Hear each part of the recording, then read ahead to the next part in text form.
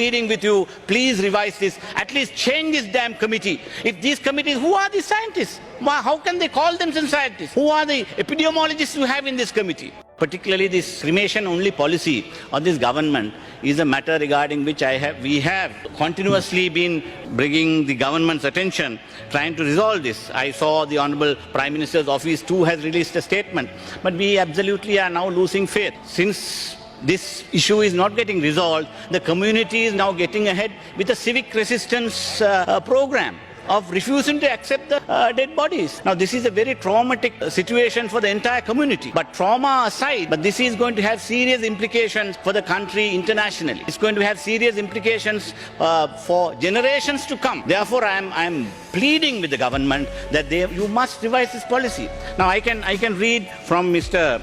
Honorable Tissa Vitarna. He is a renowned virologist. Now, he's not a normal virologist. He's a specialist in the field of bacteriology and virology, PhD in virology from the University of London, and he has served as the director of the Medical Research Institute.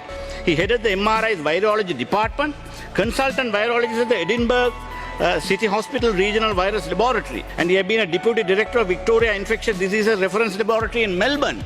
Now, such an important personality, what does he say? He says, we have experts in the field, but none of them has been called for discussions. On the other hand, this is a virus, but as far as I know, there were no virologists in the committees that were set up. When you are trained in a particular discipline, you get to know all aspects of it and be able to adapt to suit the problem. We should have made use of the trained personnel we have. But the idea that it should be done by people with connections is the kind of thinking we have. What does he say? Your own member of the government, one of the senior virologists, saying, who are these so-called specialists you have in this committee? People who are denying what is scientifically correct and what is scientifically accepted all over the world are living in cuckoo's world, in cuckoo's land, and they are prescribing solutions which is hurting the sentiments of one community in this country. For God's sake, I'm pleading with you, because this is a very serious matter. This out of sheer outrage, it's total contempt. The people are looking at the actions of the government in this case. Honourable Speaker, just one more minute. I'm concluding. Now, this will not be forgotten for generations, and this is creating a serious impact in the minds of the young people, young Muslims. They will get radicalized out of this terrible trauma they are suffering. For God's sake, I'm pleading with you, please revise this. At least change this damn committee. If these committees, who are the scientists? How can they call themselves scientists? Who are the epidemiologists you have in this committee? Epidemiologist called Dr. Paba Palihabadana. She says burial is possible.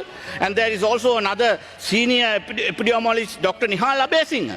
The other day talked with Chamdita program. It very clearly says burial as an option is not objectionable, and that is accepted by the WHO, and that is correct. And with all these epidemiologists and virologists being outside the committee, there are some pseudo-scientists who have been appointed by this government who are holding the entire Muslim community to ransom and are making them suffer. Therefore, in the name of this country's unity and communal harmony, I am pleading, please, for God's sake, do this. And in the meantime, I must say some of our members have been inveigled to vote with you on the 20th Amendment. I hope they will not bring them to shame by again going on voting with the government when the entire community is in such distrust and they are outraged, and this will be a disgraceful act if they continue to do so until this matter is resolved. Therefore, I plead once again that this matter should be once and for all resolved by replacing this committee if they are refusing to comply with it, because there are so many experts who are saying this openly.